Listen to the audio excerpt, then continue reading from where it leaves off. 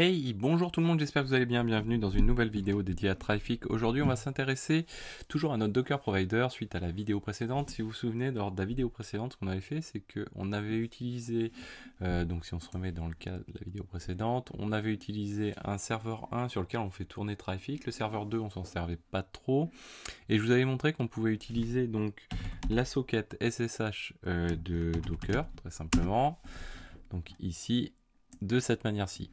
Alors je vous ai expliqué que la petite difficulté, on pouvait avoir une difficulté pour accéder aux machines distantes. Donc on va s'y intéresser aujourd'hui. Donc première chose, je check si je peux me connecter dessus. On va regarder déjà si on a une clé. On a une clé, cool.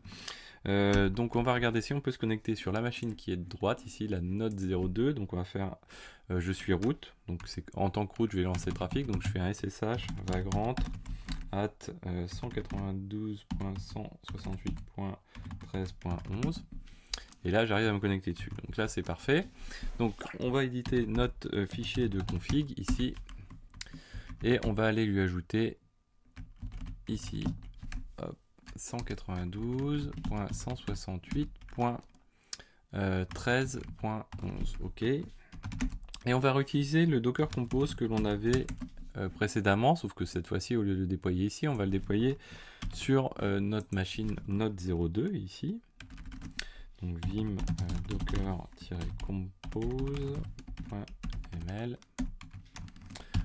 Hop, voilà. Donc là, on a une petite chose à faire. Donc vous allez quoi? On va d'abord générer l'erreur et vous allez voir ce que ça va donner. Donc en bas à gauche, on s'y intéresse pas trop, c'était notre Python qui tourne, donc c'est-à-dire le provider de type file. Ok. Ensuite, ici, c'est d'ici que je vais lancer mes requêtes, que je vais faire mon curl example.com. Et donc là, je vais lancer mon traffic. Donc si je fais traffic config file égale, et on va lui préciser donc notre fichier de configuration .toml. Donc c'est parti. Donc là, logiquement, de ma machine là qui est ici, finalement la gateway des VM, hein, si je fais un curl grand H de host, donc avec un header de example.com hein, pour simuler un DNS, et que je le fais sur la machine 192.168.13.10, c'est-à-dire la machine où tourne Trafic. Qu'est-ce qui se passe? Vous voyez que j'ai une erreur finalement de routing. Alors oui, j'ai pas lancé, effectivement, j'ai une erreur de routing, j'ai pas lancé le Docker Compose. Donc je vais faire un docker-compose. Voilà. Donc là on le lance. Et donc là si je fais un curl, qu'est-ce qui se passe? Vous voyez que là ça va aboutir sur un bad gateway, c'est-à-dire donc une erreur 502 qu'on retrouve dans les logs à cet endroit-ci. Pourquoi une erreur 502? Parce que si vous regardez dans le détail de la requête qui a été passée, vous voyez que l'IP de destination, c'est la 172.20.0.2. Ça correspond à quoi? Ça correspond à l'IP du container qu'on a lancé ici, hein, MyNginx, dans cette machine-ci, au niveau du bridge Docker, donc la 172.20.0.2. Donc forcément, comme ce bridge n'est pas partagé entre le Node 01 et le Node 02, ça ne peut pas fonctionner. Donc première chose, déjà on va faire une première modification, mais ça va rien changer. Donc on peut aller surcharger l'interface ici, qui va être utilisée. Donc on peut très bien dire ici, l'interface c'est la 172.13.11. 2 points.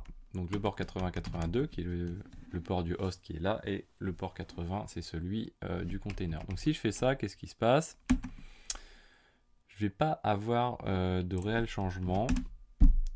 Donc on va attendre, on va se retrouver toujours avec cette IP qui est erronée. Donc pour corriger les choses, on est obligé de passer au niveau de notre configuration de notre socket Docker, et de lui passer l'option Use Bind Port IP. Donc en gros, on surcharge. Alors je crois qu'on peut aussi le surcharger par le Docker Compose. J'en suis pas certain, mais il me semble que c'est peut-être possible. Donc là, au niveau du TOMML, donc la partie statique, le provider Docker, on va lui dire pour ce provider, tu vas utiliser le port quoi, le bind port IP, donc l'IP et le port de binding, donc qui sont montés finalement sur l'interface de la machine qui est là. Donc lui, on va l'arrêter, hop, on va faire un down. Là, on va lancer donc notre trafic avec ça, et ensuite, on va relancer notre Docker Compose up, ici. Et donc là, si je relance mon curl hostexample.com, j'étais un peu, voilà, et vous voyez que c'est bien le Nginx qui répond, donc on n'a pas de souci. On peut également le passer donc en .10/example, puisque je vous rappelle qu'on va le revoir tout de suite, hein, mais on avait, hop, alors ouais, alors on retourne, quoi, il retourne, c'est le Nginx qui répond là, mais il retourne une 404 puisque la page n'existe pas, c'est vrai. Donc on verra plus tard pour résoudre ce problème-là. Et vous voyez que finalement les requêtes ici, donc la 200 a bien abouti à cet endroit-là, de la bonne manière, c'est-à-dire qu'on retrouve ici l'IP d'origine en passant par l'IP du Traffic 192.168.13.10. Donc on a bien fait le cheminement, donc on est parti d'ici, on est passé par Traffic qui est ensuite redirigé à cet endroit-ci.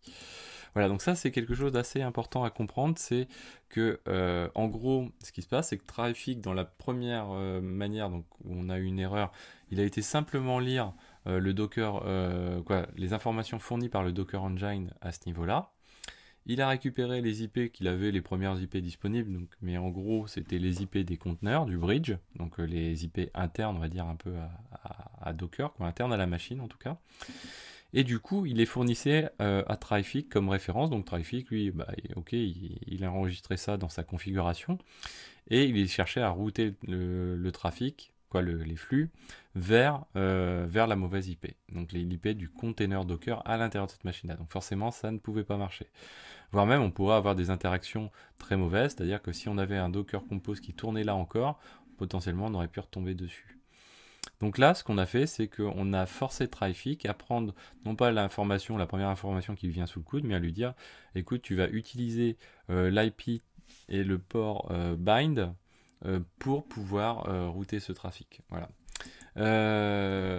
Et donc oui, on est resté sur le Docker Compose, hein, il n'y a pas eu de gros changements. Je pense même que là on doit pouvoir supprimer l'IP qui est là. Tiens, on va faire le test. L'IP qui est là, si on la supprime, est-ce que ça passe encore? Je pense que oui, on va voir. Donc voilà, toc toc, Docker Compose up. Donc là on le retrouve. Non, alors vous voyez que ça ne marche pas. Alors pour une autre pour une autre raison. Non, c'est toujours pour la. Non, c'est pas pour la même raison, c'est pour une autre raison, effectivement. Là, vous voyez qu'on a une erreur. Donc Traffic, lui, il a vu qu'il avait un nouveau container enregistré dans la configuration, mais il fait ah, mais je peux pas déterminer la bonne IP, puisque j'ai l'IP 0.0.0.0. Pourquoi? Parce qu'en fait, ici, au niveau de la machine, on a plusieurs IP, parce que notamment on utilise Vagrant, mais on a plusieurs interfaces. Et du coup, là, le Docker Engine, ce qu'il fait, bah, c'est qu'il fournit pas une interface spécifique, il fournit plusieurs interfaces. Et du coup, Traffic, il se dit, bon, ok, bon, bah, c'est 0.0.0 parce que j'arrive pas à déterminer du tout l'interface entrante. Et du coup, bah, là, on va tomber également en erreur. Hein, si je fais un curl dessus, un curl avec le host, voilà, on va retomber sur un bad gateway qui est un petit peu différent finalement dans l'analyse des logs. Donc du coup, pour résoudre celui-ci, hein, donc là, on a deux erreurs. La première erreur, c'est l'erreur qui se fait au niveau du container, l'IP du container qui est utilisé. Donc là, forcément, c'est une erreur. La deuxième erreur, c'est qu'on a plusieurs interfaces et que le Docker Engine ne fournit pas la bonne interface à notre Traffic qui, lui, finalement, finit par utiliser du 0.0.0, donc ce qui n'est pas bon. Donc pour corriger ça, ici, il suffit de surcharger au niveau du port l'interface qu'on peut utiliser. Hein. C'est valable pour Traffic, mais voilà, dans la vie courante en dehors de Traffic, au niveau de Docker, vous pouvez très bien surcharger l'interface que vous allez utiliser pour cette exposition de port.